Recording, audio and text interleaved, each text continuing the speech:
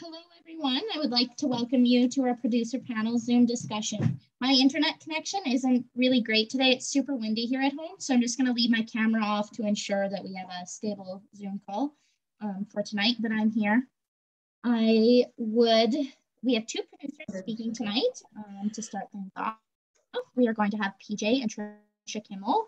They ranch in Turner, Montana. They have a 15,000 acre mixed farm where they integrate perennials, annuals, and cover crops into the system. They grass 2,000 to 3,000 yearlings a year. After the ranching for profit course, PJ has really changed his mindset and is always looking at a new and different way to produce income on the farm. Before we get started, just some quick housekeeping notes. If everyone feels comfortable, beside your name, put where you're from, the location. It helps when answering questions at the end, so we know where you're from and what you're talking about. Please drop your questions in the chat box if you have any. We will go through the questions at the end of all presentations, so when everything is over. And lastly, if anyone has any suggestions for future Zoom discussions that they would like to hear about or be a part of, please email me. I will put my email in the chat box, and I look forward to hearing from you guys. And with that, I will let PJ take things from here. Hi, good evening, everybody. So this is kind of a presentation we did last winter for another RSA group, and we've added some things to it. So I guess cover crop grazing for soil health, and I added profit. So this is my wife, Tricia, and we're located in north central Montana, 20 miles from Saskatchewan. We live in a region called the Big Flat, 30 miles north of, what does that say? We're about 30 miles north of the Milk River, and I guess you guys from Canada, we're about 30 miles straight south of Climax. We have a land base of 3,500 deeded acres, 4,000 private lease, and about 10,000 acres of BLM and state leases.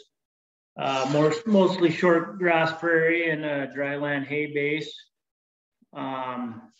We have some farming leased out to a neighbor that does organic farming.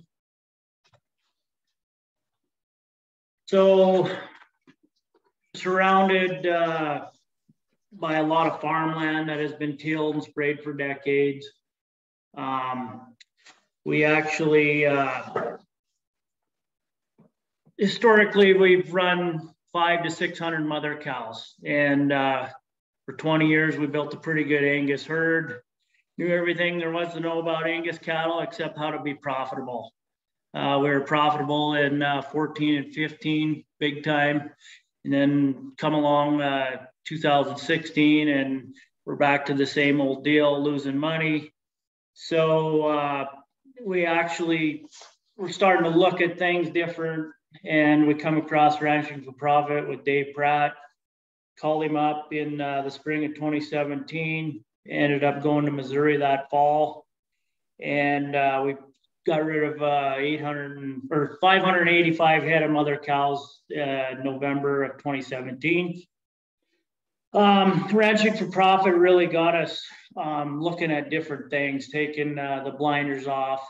We're in a paradigm forever. So it just led us to thinking differently.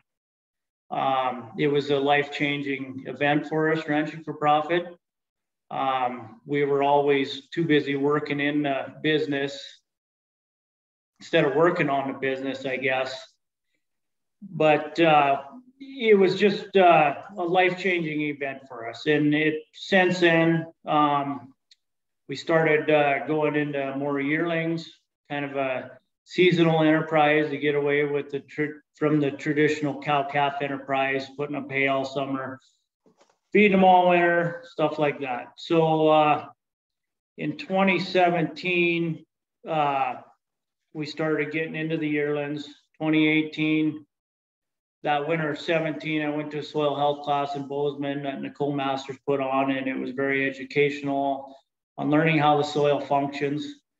And So then in the summer, we had her out, started digging in the dirt, understanding the soil.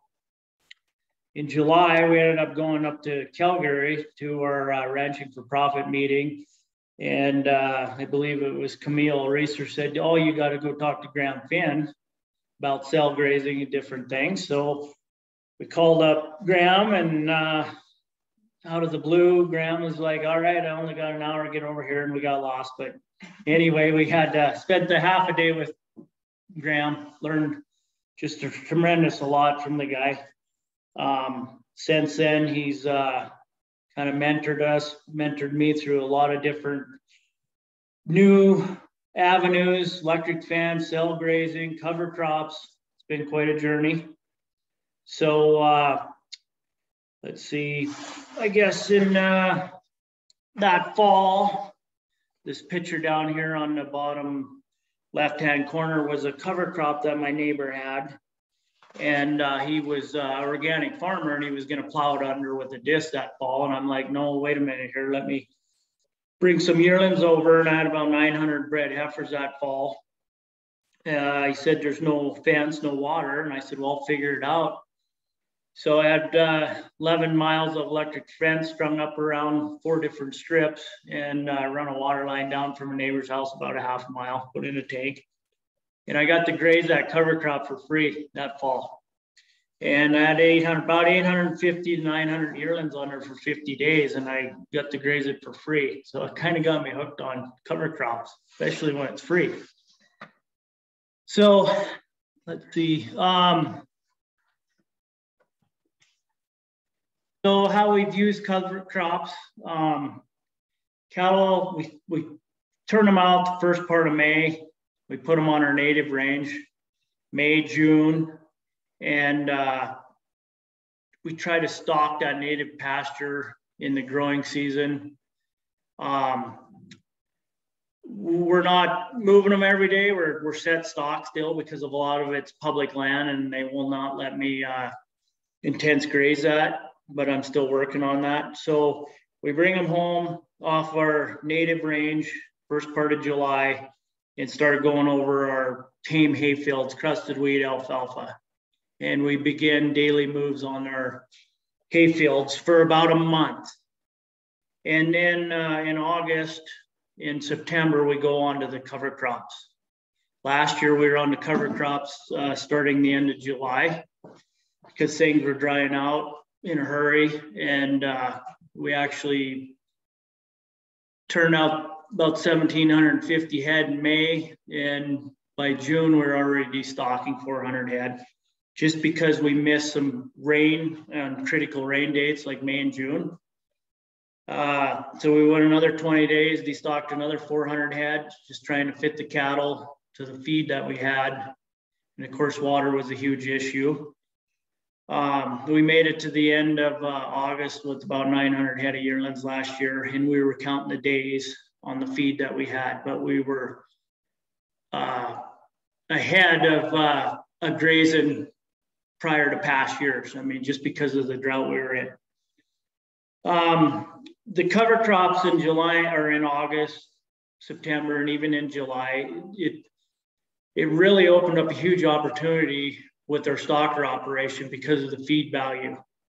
And normally, you know, by the end of July and into August, everything's dry, burned up. There's no feed value left to it. So the cover crops really play a very huge role in our operations, running yearlings for stocker cattle and keeping them on the gain. You have to keep them gaining.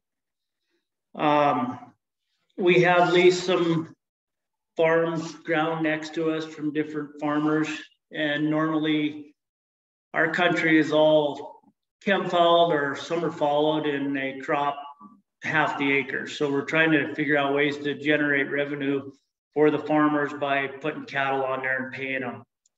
And we've had all kinds of different deals we've done with them, and everybody seems to be happy. And I think there's a huge disconnect between the farmers and the ranchers, because the farmers don't want cows, they don't want a fence. But if we can figure out how to make that connection work for both parties, it's a win-win. So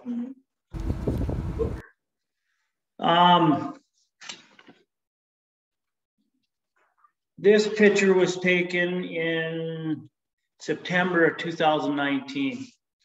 Now, this was the year we didn't have a lot of rain, but we had rains at the right time.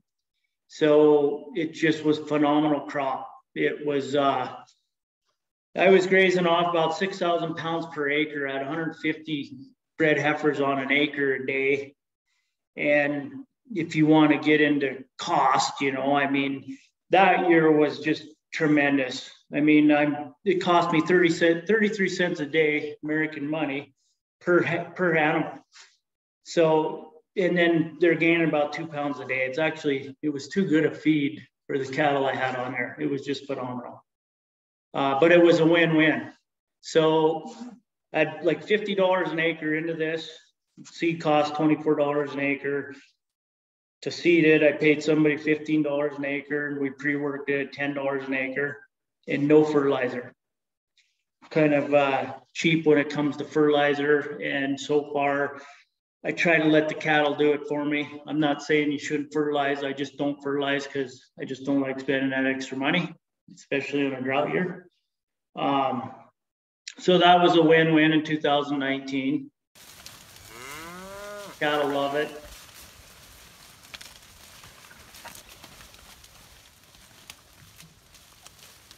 It's fun to move them when you have that much feed.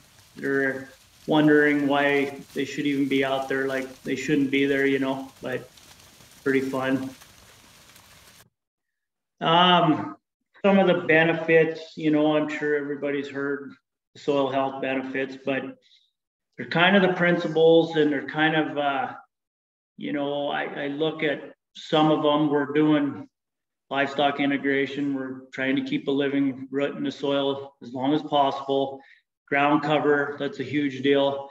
But one thing that we're not doing is the zero soil disturbance. We have cultivators here, and nobody has a disc drill. So the following year we go in there and we got to plow it. Everybody's worried about weeds. And when I look at the soil disturbance, that's kind of one of the key things that we're missing out on, because all the roots, all the organic matter, all the biology that we're trying to get going, one time through there at the plow, it just kicks it back. So we're not there quite yet. We got to look into a disc drill. I think as soon as you have that armor on the soil, you need to be able to get through it. And I think a disc drill is the only way to do it. Hoe drills plug up. So I guess we got the breaks up hard pan, manure urine, you need that in there, starts the soil biology. The soil temperature, that's a huge deal the last couple of years. You can stick a ground thermometer in there, it'll be 20, 30 degrees difference with the soil that's covered versus bare soil. And of course, less wind and water erosion of topsoil. There's some bare ground around here that's been blown all winter. It's crazy. People still are doing it, but anyway. Some of the cover crops we've been doing the last couple of years, we've got a huge grasshopper problem. For some reason, the grasshoppers aren't really hurting the cover crop one bit that I can see. I think it's higher sugar content or something. Around the outsides of the fields where there's grass and the fence rows and whatnot, the hoppers they just annihilate it. And there's few hoppers out in the cover crop, but they just don't seem to care for it. So that's a win. Every day, you know, when you're moving cattle, you get to look at your land, you get to look at your livestock, and it actually kind of makes us better managers, because you basically know what you're growing out there, how many pounds of feed per acre you have. And where we're running yearlings, you know, we have an end date in mind that we have to get to it, and we have to also take care of our soil and our land. And it's just huge feed value for livestock, any class, whereas I'm concerned. It may even be too good of feed value for cow-calf operation, but and again, it's cheap and it's very good grazing. You put pounds on calves. And of course, you can use it. We've grazed it in the fall. We've grazed it in the winter. even on the dry years, like last year, we're grazing sorghum, and we've winter grazed it actually. We'll get to that.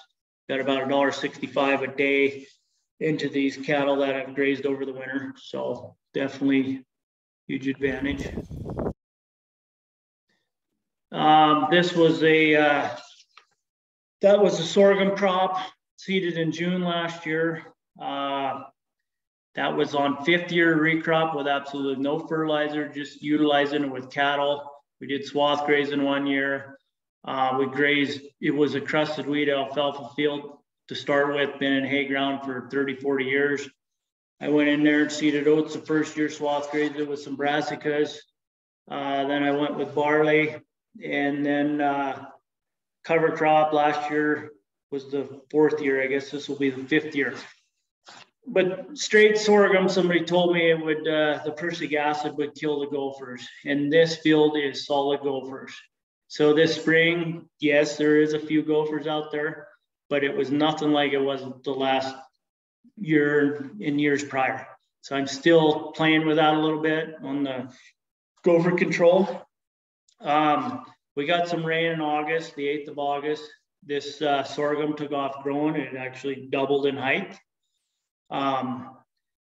We ended up shipping our yearlings the 23rd of August. I had my days numbered, and I set up a shipping date for the 20th, and we got the rain like the 8th or something of August. So I actually had enough feed to get a few more days, but I had to go with my shipping date. So it left me with a whole bunch of winter feed. So yeah, today is August 31st. So yeah, we got an inch and a half of rain over the last couple of weeks. Sorghum sedan, and we see the first part of June. Droughted out most of the year. But yeah, we got some rain and some hot water.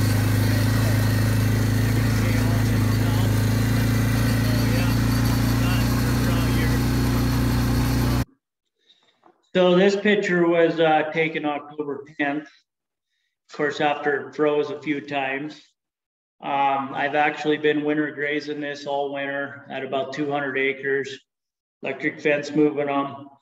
I figured out, you know, my seed cost. I had 15 pounds of BMR sorghum sedan is what I seeded in here with no fertilizer. So with the seed cost and to have to pay somebody $16 an acre, at about $50 an acre into this. So right now I still have cattle out on this. I did supplement them with some hay barley when it was 30 below. I had 75 head on here. I still have them on here. So roughly I have, what it cost me to seed it. In the seed, 9,000, and I got about 20 ton of hay barley for supplement. So I'm into this about $15,000. So it cost me $1.68 per cow this winter to graze that. Versus hay was $300 a ton this winter. That'd have been a value of about 54,000. So it was a huge savings. If I had to buy hay, I wouldn't have them cattle, but I had this feed. And so yeah, it was a win-win. So it is October 10th, 2021. Got a field of sorghum sedan. Really sandy ground right here, basically it's all flow sand. So what we're trying to do is some roots to hold this ground from flowing. Probably going to just try to graze it standing here this winter, and then seed into it direct next year with a disc drill.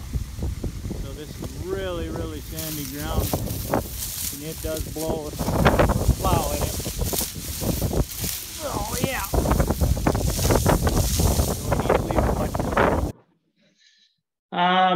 This is some Daikon radishes that we had in a mix.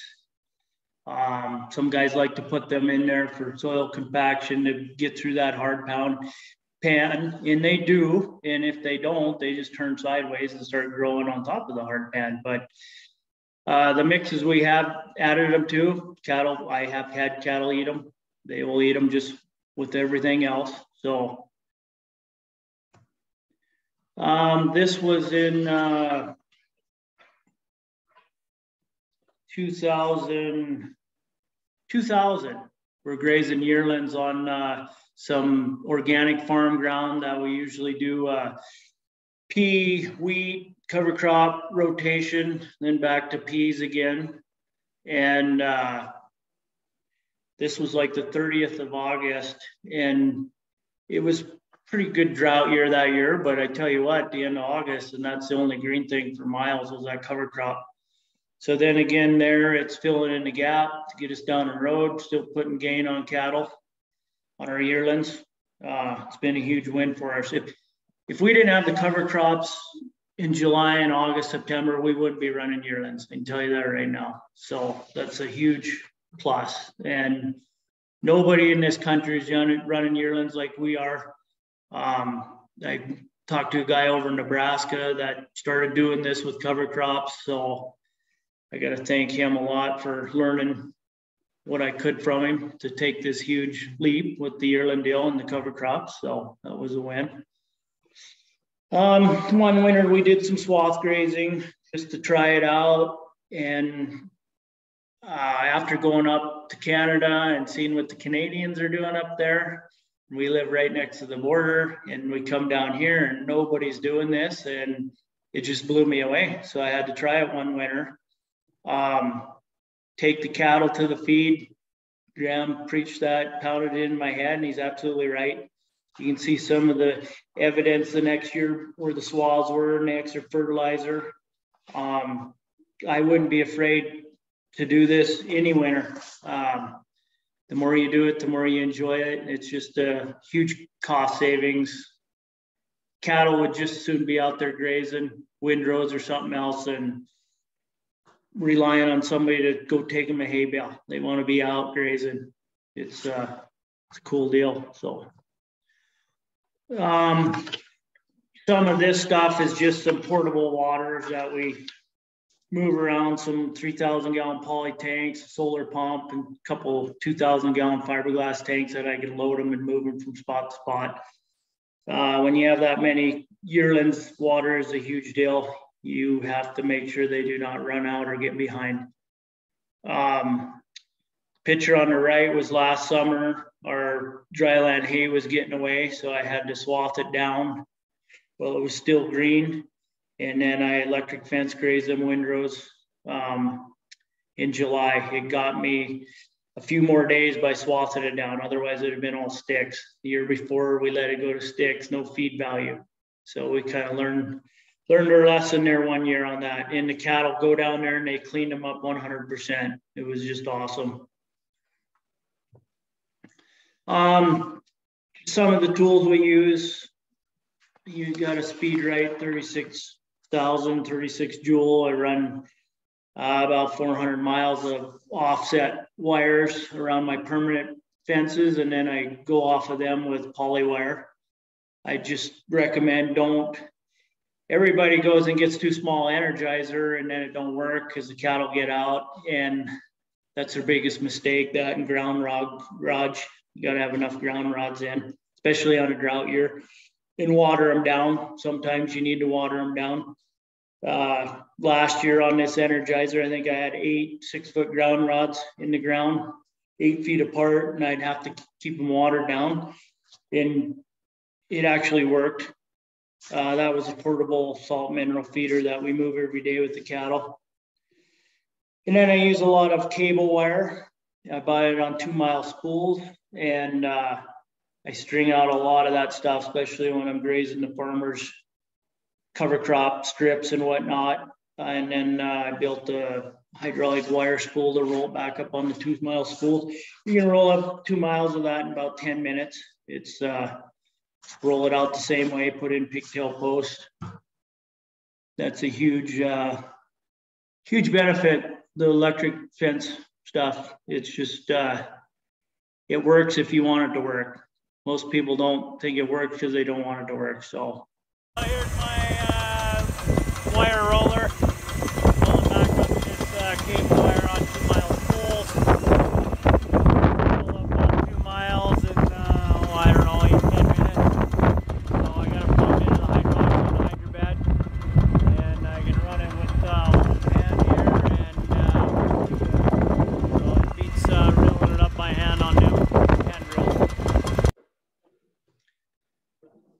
got some more pictures of some different cover crop. The bottom one was in 2000, August 29th. We're moving fence, grazing this cover crop with yearlings. Just some basic reels with poly wire on a pigtail post.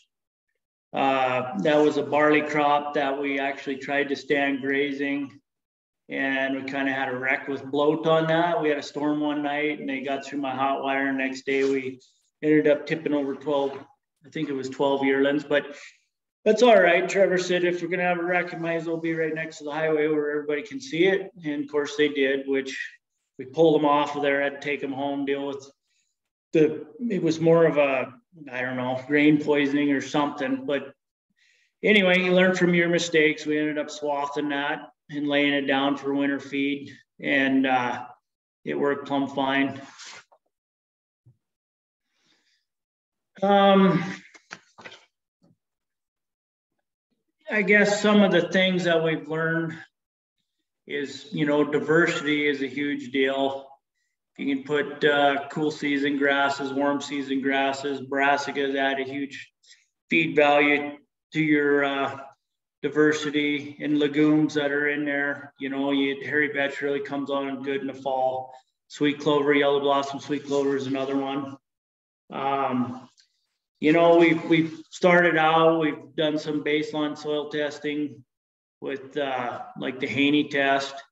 I wouldn't recommend that every year because it costs money and it takes a while to get this soil to function. So you can do it every couple of years, you know, 2-3 years. You'll know, get some rain, get some good years. Let's see. Then putting the cattle on them, you know, that's a huge part of this. The cattle, given the distribution of manure and urine. And, you know, I'm not a big chemical guy, but I think a little bit of Roundup is way better than killing the soil. You know, use it as a tool, not just trying to spray and kill everything. Right? Just really against plowing our soil. I mean, chemical a little bit, so what, you know? Putting that plow in the ground is what's devastating to all your biology and your root mass and all of it. So I guess ultimate goal is to figure out how to plant cover crops without having to till before seeding. I agree with that. Remain focused on the soil health principles. If you can really focus on them, I believe they will work, and they will work anywhere in the world. They've proved that. But I think it takes all of them to make this work. And management is a huge part of all these. Your stock days per acre, your cover crops, how you're going to get to your end date. And if you build it, they will come. I do believe that. I mean, since we started doing this, I've seen some different things show up, and it's really cool. And I can't wait until we have a wet year to see how we're going to benefit from the last 5 years of doing this stuff. So, the picture on the left was last year, 2021 in the fall. That's on some old hay fields. And I actually had to take his bobcat out there and dig a big hole and see what was going on underneath. Pretty sandy ground, sand all the way 4 or 5 feet deep. Hardly any moisture. This was regrowth sorghum that I grazed off in the end of July and into August. And after we got that rain, that did grow back.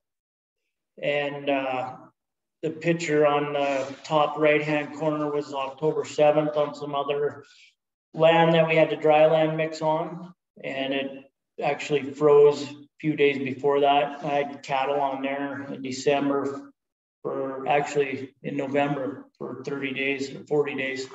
There's still enough green in there. It was really good grazing. The bottom right-hand corner is a neighbor of mine. He had to come and check out the sorghum in that sandy ground. After we got that rain, you could pull that sorghum out, The root mass was just unbelievable down underneath the ground. I don't know where that stuff was going to find moisture earlier, but it was putting some roots on it. So that was a pretty cool picture. And I don't want to disturb that root mass underneath the soil. I need to figure out how I can seed into that with a disc drill or something, because that root mass is what holds everything together and starts your soil biology. These were some of the sorghum fields.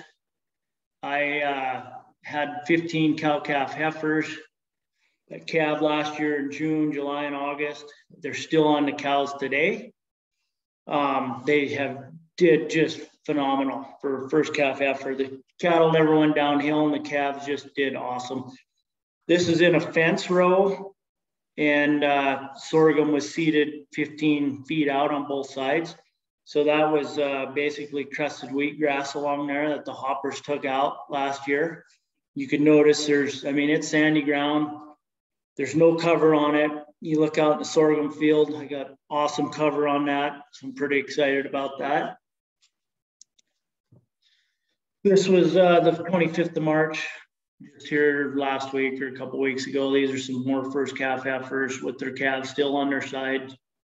I guess I'll let Mother Nature wean them or whatever. But they've done just awesome on this sorghum crop. It's been an easy winter, pretty open winter.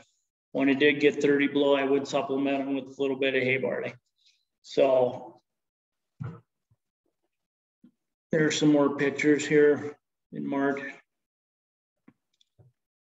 And the rest of them were LN yearlings from last fall they were just early or late calves, and they were light, so I kept them, grazed them out all winter with these cows, and they'll be rolled into our Wholesome Beef direct market. We kind of try to direct market 50 beef a year, and just trying to be price makers instead of price takers.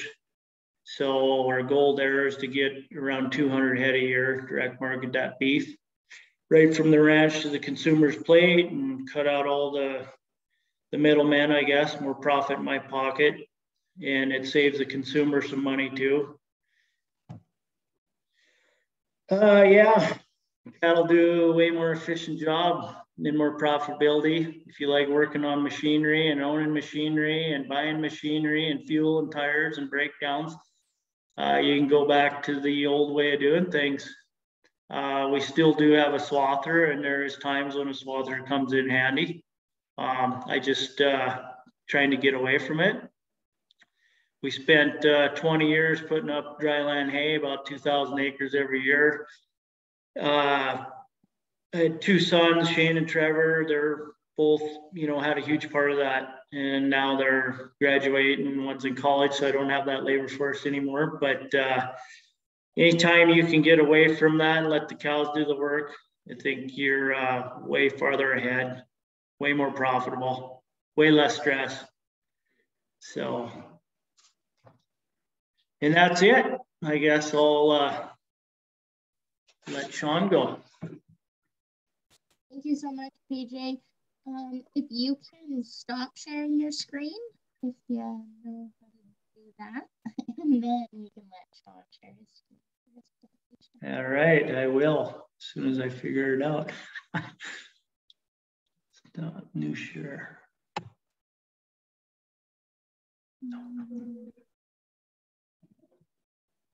Actually, I think I can do it. Up right there, maybe. There. There we go.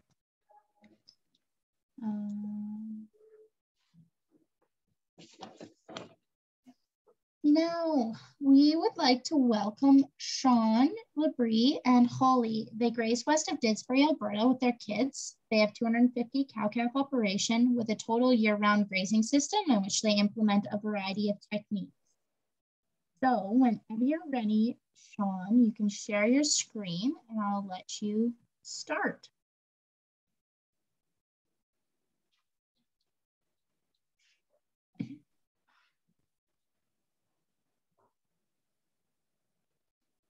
You there, Sean?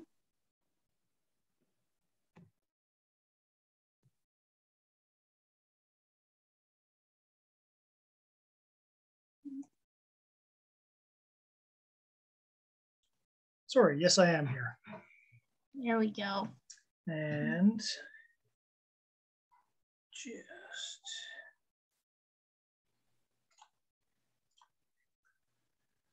is that working? Perfect. Yep, you're good to go. Perfect. Well, thanks very much, PJ. That was an excellent, excellent presentation. Mine's a little bit different operation. My family and I, we've only been ranching for 17 years. We bought our place out here just 10 miles west of Didsbury, Alberta, 17 years ago, I guess. My wife comes from a bit of a ranching background from southern Alberta, and me, I'm a city kid who wanted to raise cows.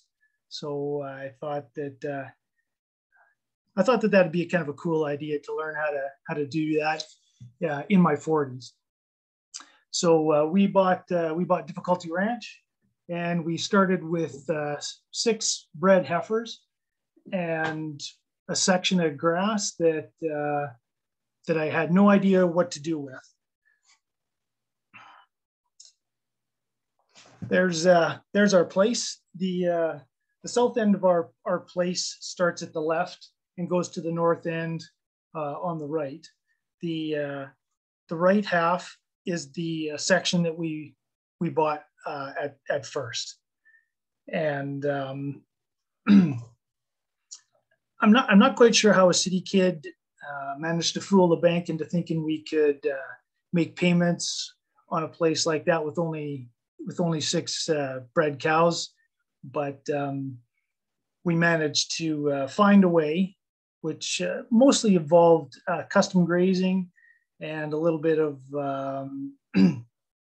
there was a little bit of crop on there that we had custom done, and so that's how we kind of started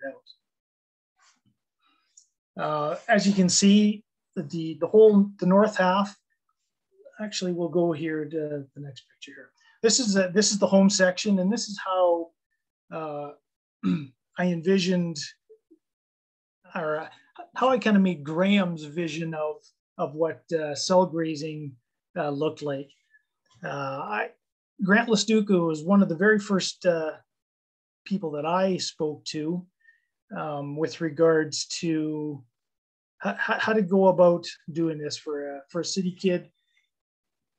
So he suggested making as many cells as I possibly could. So this is kind of the diagram that we came up with.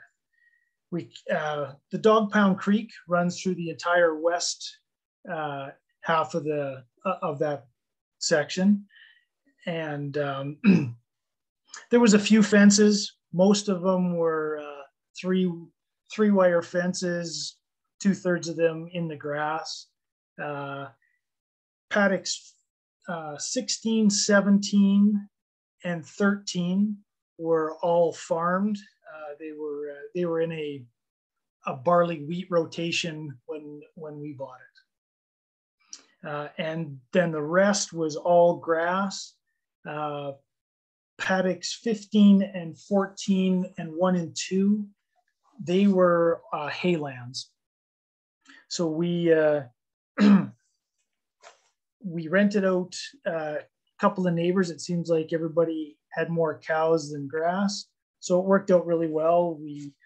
The native land, which is on both sides of the creek, we rented to one fella, and then we rented the rest to another fella along with our six cows. It didn't start out with the fencing along the creek. So we typically always watered in the creek, and cows just came and went as they saw fit. We started working with organizations, Cows and Fish, and with the ACA, the Conservation Association, to try to get best management practices. And they were certainly in favor of doing things like fencing out the creek, along with the Foothills Forage and Grazing Association. of which Graham and Grant and a few other folks I see here on Brenda were all people who were involved with the Foothills Forage. And they were certainly a fantastic group that mentored me in how to best manage all of this grass. So we fenced off the creek. We put in a solar watering well that came out of our south yard. And then we started making alleyways down the half section line, the major one just above or just below where the section numbers are. That's an alleyway that goes right from the north yard right down to the creek. And then there's another one that goes from number 18 up to 12 and then straight down to the end of, or to the corner of 11. And every paddock here can be reached either from a yard or from an alleyway. So water, we could always get back to the corrals, to the solar water, or to a creek where we could water. This section is the south half of our place. We just purchased it 3 years ago. Again, the creek got a little bit more crazy in this portion, so fencing was certainly a challenge. You can see that I guess the north 2 quarters and the southwest quarter, which would be the left-hand side, those were all continuously cropped by the owner since we've been here. I turned the northeast one into Swath Grazing 2 years ago, and and the southeast one is all grazed. It's all grass, some old haylands. You can kind of see where the white dots are along the eastern fence line that kind of goes diagonally. We're doing some bale grazing down there. I guess some of in the previous picture, you can't see them a lot, but all throughout 11, 12, 17, and 14, we did an extensive amount of bale grazing in a 5-year project with Foothills Forage and Grazing. And it certainly showed that bale grazing worked as a catalyst to growth and soil management. Unfortunately, the effects are only good for about 2 to 3 years, and then the manure and urine kind of start to dissipate.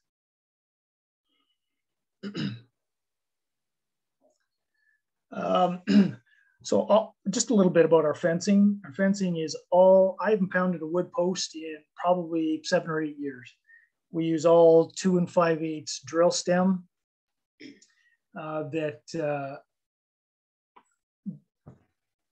and we use 7/8 sucker rod for fencing. Everything is on 45-foot spacing, and it's all 2 hot wires. To supplement our fencing, we use portable grazing, portable fencers, as well as the 2 yard sites have permanent fencing. The portable stuff is all used generally around the creek or on the west side of the creek where I don't have power. It also helps me to manage the pastures or the cells that we do have and kind of tailor it to the amount of cows that we have. We're generally in that 175 cow-calf pairs with, the 25 to 30 replacement heifers every year. This year we're down a little bit just because we destocked a little bit due to the drought conditions we had here. So that allowed me, the grazer allowed me to tailor some of those paddocks. We also use a solar waterer to get out of the creek. The entire length of the creek is fenced off, so we don't have cows going down into the creeks anymore. Everything is brought up. Our fence is minimum 100 feet off the creek shoreline, and which allows us for some other things that I'll show you here in a little bit. But that keeps the manure and the urine kind of up on the pastures and not going into the creek. We are not afraid of high octane pastures around here. This is when we turned that original 120 acres of barley land into pasture. You know, this was what was recommended. Super high in alfalfa. I know Grant has, you know, killed a few cows, but he always has stuck by that. You may lose a cow or two, but the gains you get on the rest are always gonna far outweigh, you know, any losses that you have. And we have certainly lived by that adage around here. So with regards to our native pastures, you can see we get a little bit of buckbrush and silver willow. It's up over the exhaust pipe on that 2130. It gets so thick, cows won't even go in there to scratch around, let alone take any feed that's out of there. So typically we use this as one of our management tools.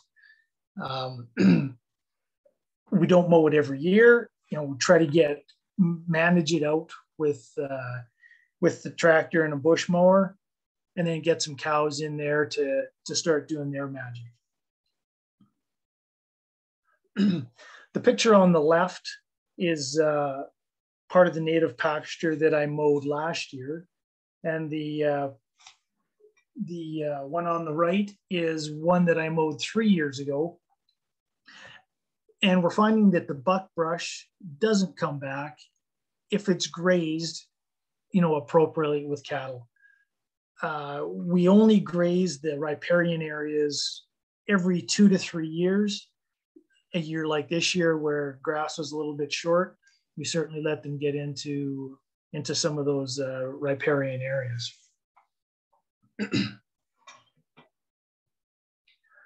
So onto our swath grazing.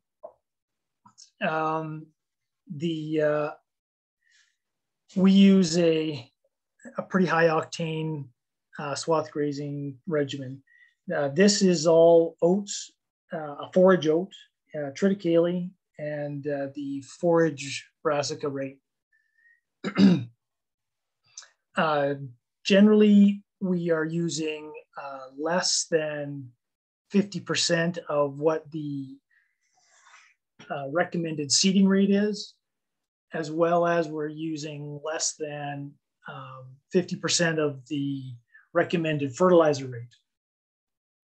Graham is always, not having zero farming background, I don't quite understand all of the farming ins and outs, but I certainly have listened to guys like Graham when it came to, you know, seeding rate and fertilizer rate. The guy who does my custom farming, he's like, you can't do that. He actually has farmed this. This is the part of the new section that we bought. And he's like, well, he wouldn't recommend it because he'd been farming this land for the last 7 or 8 years, I believe. And you just can't do that. But you can see that even with the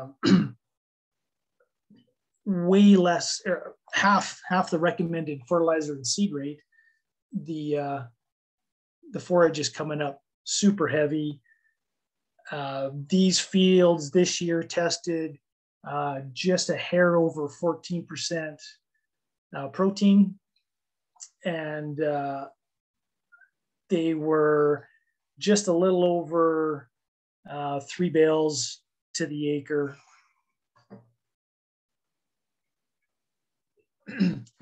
So we had no rain. The swaths were seeded the second week in June, and we didn't have 6 inches of growth by August the 1st. We had 2.5 inches of rain in the second, just at the end of the first week of August. And these pictures were taken September the 18th. My son there, he's about 5'9", and you could see that the oats and the triticale and the forage brassica, absolutely came out of its heat hibernation. And as soon as it got a few drops of water, it absolutely took off. So that's, that's just a little over a month's worth of growing there. My daughter's hand, although a little bit smaller than ours, shows that those leaves are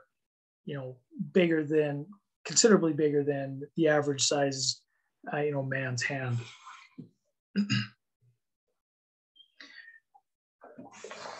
Due to the dry conditions, I needed to get cows off grass that was just browning up and all crunchy.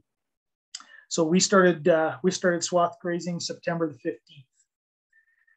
15th. And Graham suggested, well, why don't you just turn them in there, without swathing? I was like, well, you can't do that. We've all seen what the crop looks like when your cows get into the neighbor's wheat field, and it just knocks it down. And really they cherry pick what they're going to get. And you can see this is a pretty heavy crop. To walk through this, to put up those pigtail posts was next to impossible. You're high stepping across the whole field because you can't drag your feet through that brassica. It was that heavy. Well, needless to say, I was pretty impressed. They licked up that standing cocktail better than they clean up the swaths. You can kind of see because there was so much protein in this, I needed to feed 2 bales per acre just to try to keep some of that feed inside them. It was coming out the back end of them cows, at about 400 PSI straight out the back end. There's about 174 cow-calf pairs, and they were given 1 acre of the cocktail plus 2 bales per day. And that's how management intensive you need to be. You need to be out there every day watching, making sure they're not starving, that they're not eating too much, that they're trampling too much. You may have to give them a little bit more, a little bit less. So I'm pretty on top of all of the things that I monitor pretty closely. The cows were in pretty decent condition. You can tell they're a little bit on the thinner side, but for 2.5 months of swath grazing, they put on at least a half a condition score, maybe a condition score on some of those girls. It was really fantastic to see how well they did on those standing swaths. I too own a swather. You thought that the one that PJ had there had a few years on it. Well, I got a pull type that I bought with a friend who also swath grazes. We paid $1,200 for that thing, and it's been the best $1,200 I've ever spent, because I get to put crop down when I want, not when everybody else says, when the custom guys say that they can come. And that's proven handy with snow and, you know, hail or condition, you know, if it's getting too ripe. That's one piece of machinery that I won't give up. And I don't have very much machinery. I've got, you saw, I got a little tractor and a bush mower, I got a bale wagon, and I got a skid steer, and I got some quads, and that's about all the stuff that all the machinery that I have. Graham suggested that crops be cut about 8 to 10 inches off the ground, and in this picture, it really shows it. I unfortunately don't have a close-up picture, but the regrowth in, you know, from cutting it in September to, you know, the October, November snow, it's quite amazing. The cows will actually walk between the swaths to eat off the top of those brassica that have got the regrowth. That being said, even when it's swathed and it's just a little stump sticking out, they go for the little stumps. It doesn't even have to have regrowth. The amount of sugar, and actually Graham and my daughter and Graham's daughter went out, and we were cutting pieces off with a knife and then skinning off the end and eating the inside of the stalk. And it's amazing how much sugar is in those stalks that are regrowing.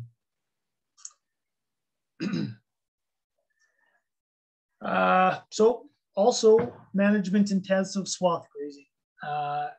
There isn't any waste. Again, with 1 day moves, I can really monitor how the cows are doing. They, with every post on my place being 45 feet apart, I can always, and then counting out my portable fencing posts, I can always tell exactly how much I've got.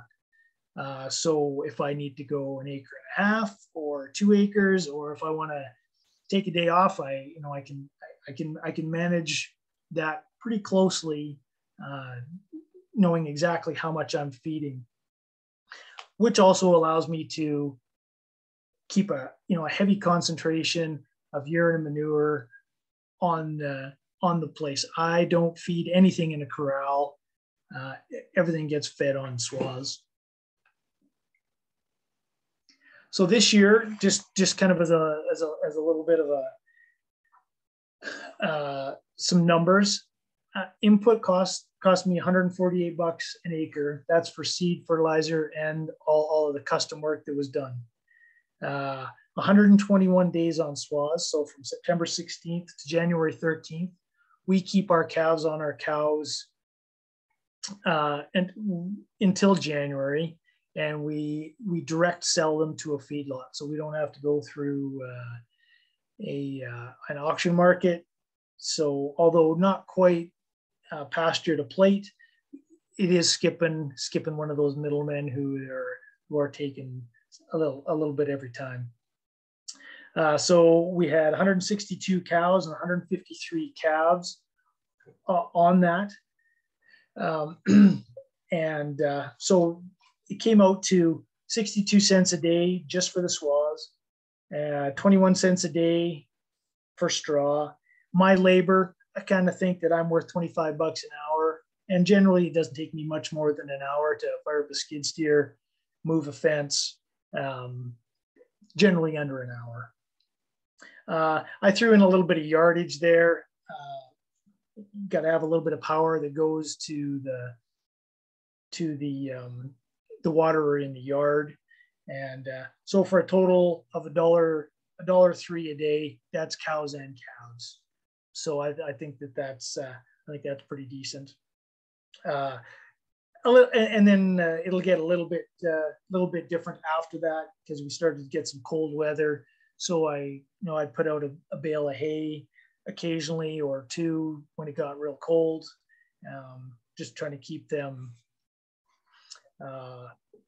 condition on them, and they've come through the winter really well. I think that's kind of about it for my presentation. That's me and my town job that I used to have. So I took the inspector's bike out for a ride and thought I'd move cows on it for him and see what he thought of that. Very good presentation, Sean. Thank you so much. Thank you.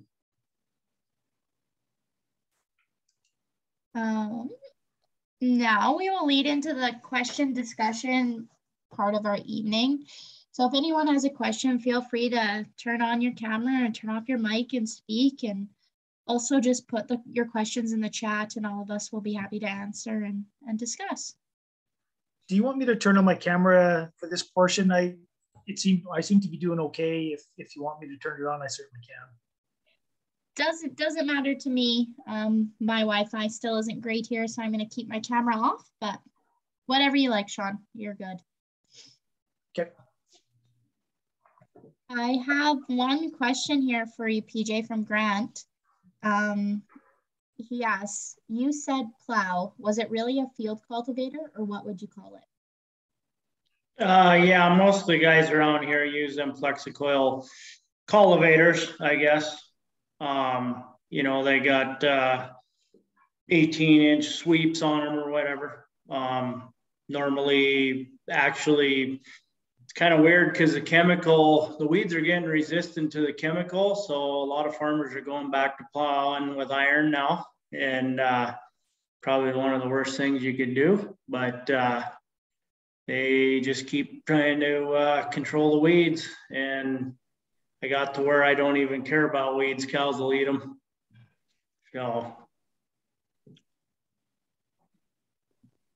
Another question here from Grant for you, Sean. How did you come to deciding on half seed and half fertilizer?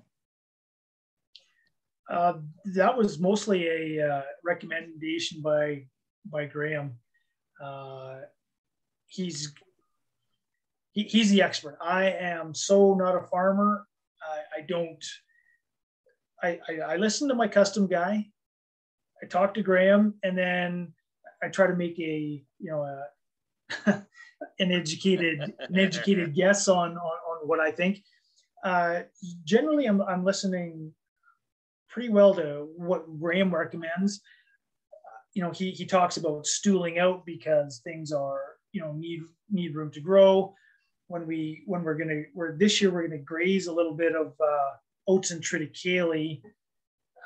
So he's recommending about 70% of what normally would be seeded for an oat or triticale crop, because there will be some stooling out, and there'll be some other things happening. So and the fertilizer, well, I took what my custom guy recommended. I told Graham what they thought, and then we kind of added in through some soil samples what some of that swath grazing has done. And I've actually reduced the fertilizer that even Graham suggested 2 years ago by 10% this year, just to see what would happen. And it turned out really well. Awesome. Grant also asks, are you going to be swathing or grazing standing in the future? I am going to, if I have to get back in early again, I'm going to definitely leave it standing.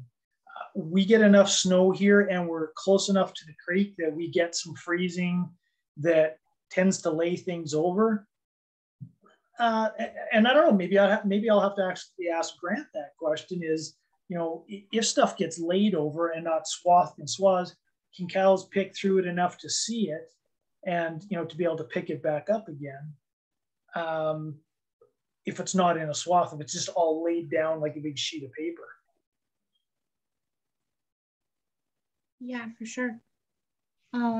He also has another question for you, Sean. Are you using a fertilizer blend that's just straight nitrogen, or is it, do you have like phosphorus or sulfur? Oh, you know what? It was 60-60-0-0 was what I put on last year. Okay. Awesome. PJ, I'll turn the questions to you. Did you seed the small brassica seeds into newly broke sod? And this comes from Grant. Normally, we'll do oats or barley the first year into that hay fields. And then, we'll try to spray them out, then go in there with the cereal grain. And then the following year, we'll put some of the brassicas in there, or even the dryland mix. But I have had guys do it on certain years, and it has worked, seeding it right into sod. So it does work, I guess, but I haven't done it. I normally wait a year or so. Yeah. Paul from Montana asks, what's your thoughts on planting a multi-species biannual in September, let it grow in the fall, overwinter, and the next spring, then mob graze the cows on it? Can you recommend a good mix for that? And this is just directed to everyone. So that's a perennial mix or what? Is that what he said? Perennial? Biannual. Biannual. I could chime in there. Like that simple little thing like winter triticale and sweet clover. It's cheap. You can even seed that biannual in May and graze it all summer and then let it rest for a little bit so it gets a solar panel up, and then graze it later for stockpile forage in October. But leave some forage there so it snow traps, and then go for it. In the spring you can use it for carving on and grazing. You can use it for silage or green feed. So it's got multiple ways. And don't worry about the coumarin.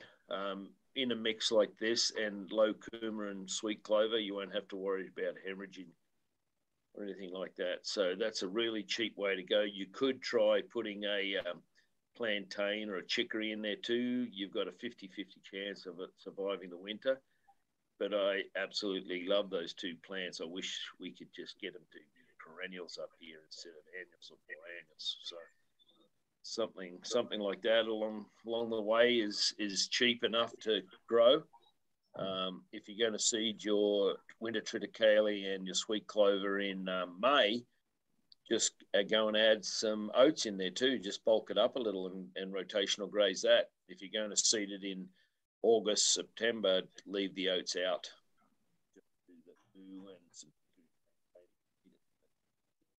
That's my 2 cents worth, so someone might have some ideas on that.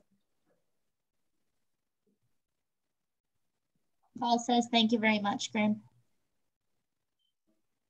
Mike Miller asks a question to Sean here. What was in your swath grazing blend again?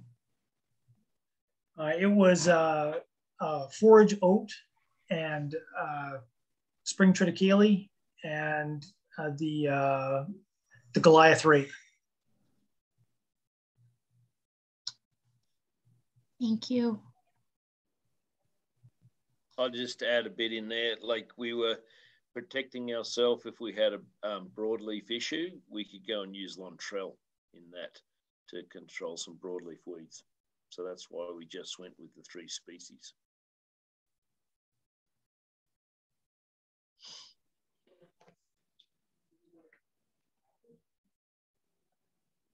Okay, that's it for questions here in the chat box, but if anyone wants to chime in. Yeah, can you hear me? Yes, you bet. Yeah, I got a question. Have you guys ever tried just broadcasting seed and letting, like, using high stock densities and letting the cattle seed it for you? I can start. I just did that today. As a matter of fact, I got just a little spin spreader, and I spin on some. What the heck was in there? There's Graham. Do you remember what's in that in the ultimate blend? Wasn't it perennials we put in? Wasn't it Sandfoin Vetch Alfalfa? Yeah, that was. Close? Yeah. That was so. Were you talking about perennials, or were you talking about annuals?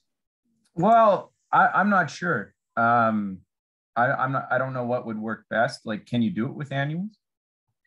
Well, I guess I'm doing it with perennials. Annuals, when I because oats shell out so bad. I've got generally a pretty decent oat crop out there after my swath grazing, which I don't do any, I try not to do any tillage. I only spray for weeds if I have to, and kind of only spot spray. So, but they still do get torn up a little bit, but they still add something to the ground. So at least there's something green in there in the spring. But I haven't. A friend of mine and Graham's Maury, that's all he does is he blows all his seed on and then just harrows it in, and away he goes for his swath grazing. He only does cereals, so he doesn't put any brassica in, so I don't know how well that the mixture would work. Yeah, my thoughts is I just see some regrowth coming on my oats and some of my other crop fields. And if I don't spray it out, like there might be enough there to get a quick graze, but I could broadcast some seed first, and I don't know, maybe, or I could roll hay out on it too, I guess. Be another seed. Like that, if you blew a brassica out there, yeah, that's a good question. Where are you at, Casey?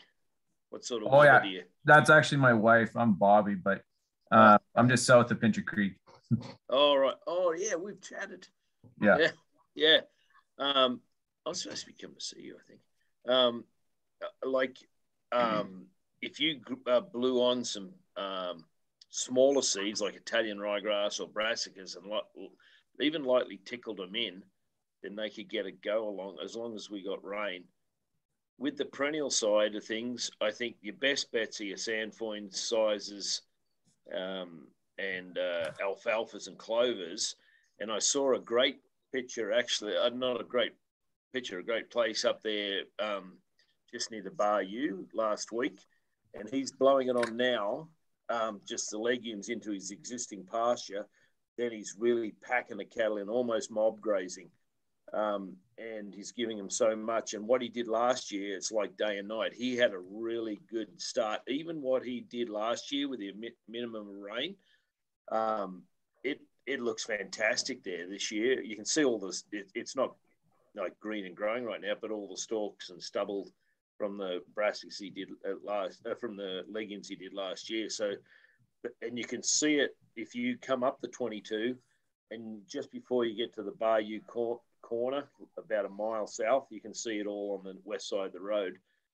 So he's had really good success with that. He's left his brome and his intermediate wheatgrass has just left them there and just got these cattle packed in like nothing else. And, is it stockpiled forage, Graham? He's got volume on top of it? No, it's hammered. It's hammered to the ground. Yep. So you're right, Grant. Like he has got this, just the brome chewed right to the ground. Then he's blowing it on. So he grazed it solid all winter, the new piece he's going to do. And he grazed it right to the ground over winter. So it's almost bare. Then he's blowing it on last week. And then he's going to start, soon as we get some growth and everything, he's going to start putting the cattle on there and just pugging that in, even if it's raining. And then he'll move them off, and that's it for the year. With the annual side, yeah, I can see some advantage in there, but it's so hit and miss. I haven't actually done it myself.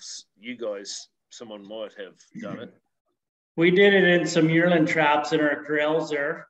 So pretty good weeds in there, and you bring in that amount of yearlings and they just stomp it down to nothing. So I tried it one year. I went out and I threw a bunch of Swath Grazing mix around there. The yearlings left. Yeah, that stuff did grow. That brassica really likes cow manure. There must be the nitrogen in there. So it worked in my corral anyway. Over the course of time, I've found that it varies with the weather, and getting in a stand that's been stockpiled and more vegetative or something, or early at this time of year. And I've done it with red clover, and I really liked the catch I got under it. Unfortunately, I pulled the cattle, never came back, and I watched my plants die as my cows were at another other pasture land I couldn't bring home for. But the moisture side of it is the opportunity side. So the playing of games when the spring snow melt and the coolness to the soil and a bit of shading and opportunity for those cows that want that green so badly, they go right down to the ground to get it. So they tend to be quite intensive with grazing and with foot on that landscape if you've got them bunched up and everything. Like Sean was doing with his annuals, I guess to everything, the answer is always, it's a bit of a recipe of different management and moisture thereafter.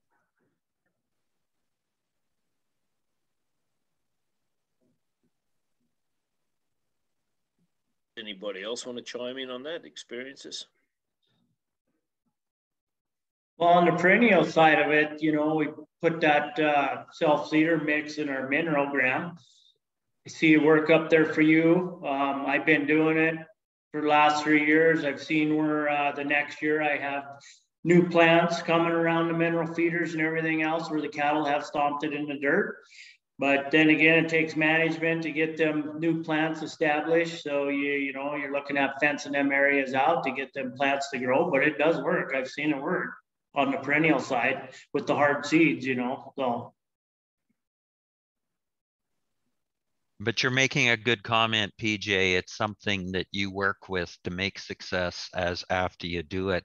Because I had it coming in the manure and I was quite pleased, but then I grazed it 4 times. So when I did that, because I needed the pasture, it's a little hard on those seedlings. Yeah, it definitely is. They have to have a chance to get established. So it just comes down to management. If you're wanting to fence some areas out and get them plants established in there. I mean, I seen it up there at Graham's when he showed me where these pastures were reseeded through the mineral, and it was unbelievable. So that got me going on it. The most aggressive seed of any to come is red clover, and it always has been. And because of what we like about sandfoin too, they're reseeding plants, and red clover is not as good as sandfoin or Sicer milk vetch or bird's foot trefoil at reseeding. But the fact that it does come through the manure and the fact that the work we've seen over time is successful, and even more when it's growing on your own place and standing, because it hasn't been combined, it hasn't been cleaned, and it isn't scarified in any way possible from that abrasive action of harvest and cleaning. And so more of those potential plants can come through over time when they're growing, standing for you. But for me, I want to get them started there, and that's where I use the self-seeder or something like that. And then my game after that is to spread them once I got them started. And I've done it with Kira clover, red clover, Elsyke, Sicer, bird's foot, so and sandfoin. So almost every one of them. Alfalfa is not your friend as well, though, with that, but you can do some. Yellow blossom sweet clover. We have a lot of that grows here native anyway. So I've tried to enhance a lot of that yellow blossom in our mineral just because I do know it grows here, and on the right ear, it's going to grow as soon as we get the moisture. It has got such a great taproot. Go ahead, Sean. I was just gonna say I also feed in mineral tubs as well. I also walk around, or on the quad, I always have a little container of, you know, bird's foot or milk vetch, or, you know, and as I'm walking and I see a gopher hole or, you know, a mound of little dirt that came out of a molehill, I throw a few in there and stomp it in there, and I have that catching around too. I put it around the solar water when it gets moved. You know, I always throw it around that, stomp it in, and then, you know, the next year or on the second round, the water isn't there, so it kind of gets left alone. And it, you know, so even though it may only be catching in clumps, the next year it goes to seed, or, you know, 2 or 3 years around down the road it goes to seed, and then they move it around the pasture themselves already. So, you know, I have pastures where I let it typically go to seed and then move them, you know, and leave them at least for 3 days in some place where I want that seed to go. So, they're just transplanting the seed that's already there.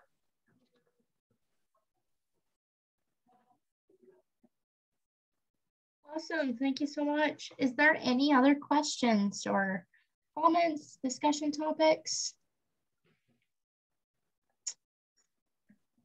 Terry Mappin or Brad still on? No, they've gone off. Okay. Oh no, Brad's still there. Brad's there. You want to have a chat, Brad?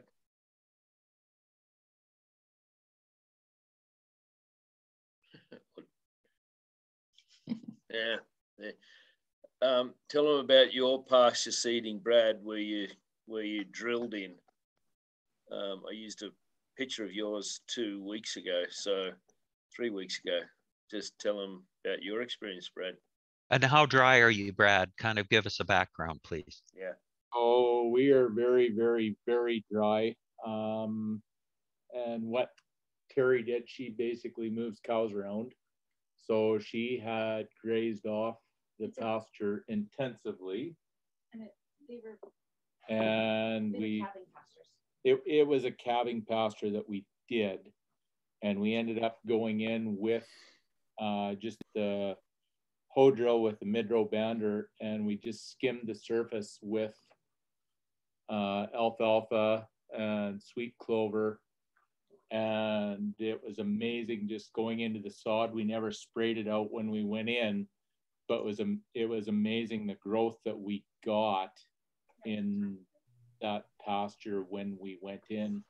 And it was amazing. We had a little bit of fertilizer left on the first couple of rounds that we went in with when we went in, and the difference in the growth in that, even compared to the stuff that just went in without fertilizer, was amazing as well. So we got what we call a really good regrowth and a really good regeneration of pasture without spending much for money. How long did you wait before you grazed that to get that established in there? So we did not go into that for the first year. We let that come because it was really small seedlings and stuff like that. And we left it for a year, and then the regrowth. Well, it was late last year when we went in. So it was probably chest high when we went into that pasture, and we turned yearlings into that, and the gains were just amazing when we went into that.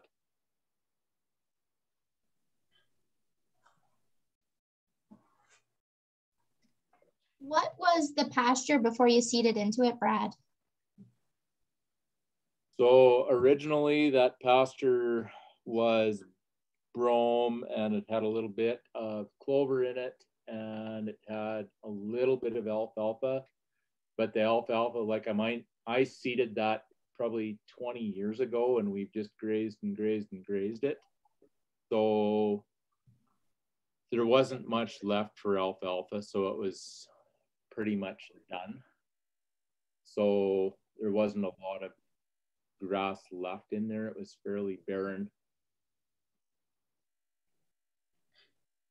So Graham helped us to get that reestablished, and we just went in, and like I said, we just skimmed that, and we had a pasture on the disc drill and put a mid-row band.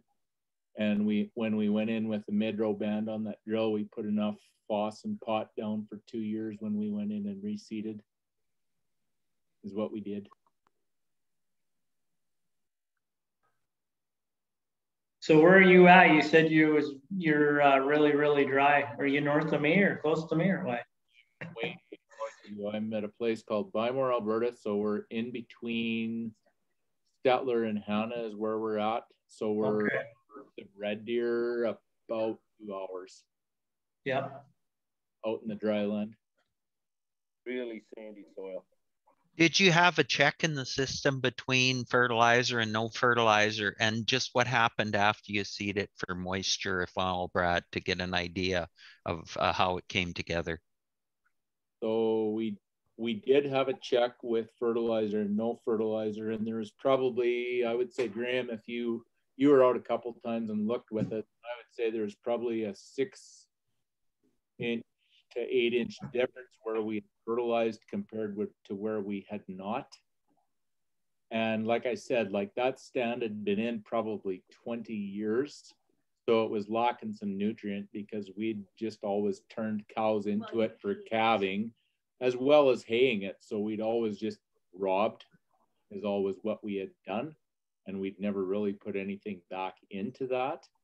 And the year that we seeded that back in, like it was getting bad with gopher holes and moles and stuff like that. So the year we went back into that, we had decent moisture, which helped to germinate that seed. Last year was not forgiving that way in that we didn't get the moisture last year. It was terrible, but we didn't graze it until late. So that kind of saved our bacon on that.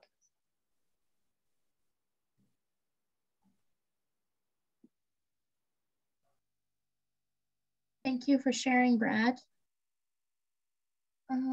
If that's it for questions and conversations here this evening, I would like to thank PJ and Sean for speaking tonight. Your presentations were awesome and I really enjoyed them. Please, if anyone has any ideas, comments, questions, concerns, anything about our Zoom meetings or what you would like to see next, please email me. I'm happy to hear suggestions and talk to you guys. And let me know what you're thinking for Zoom meetings going forward. Are you thinking one a month?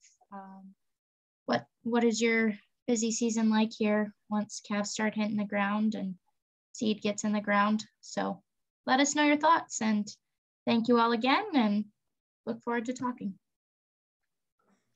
Thanks, Amber. Yep.